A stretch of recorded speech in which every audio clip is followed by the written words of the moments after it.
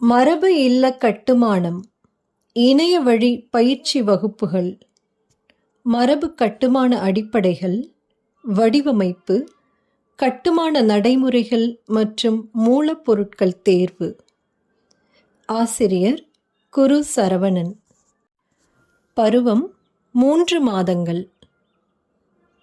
நேரம் சனி மற்றும் ஞாயிற்றுக்கிழமை. கட்டணம் ரூபாய் 4500.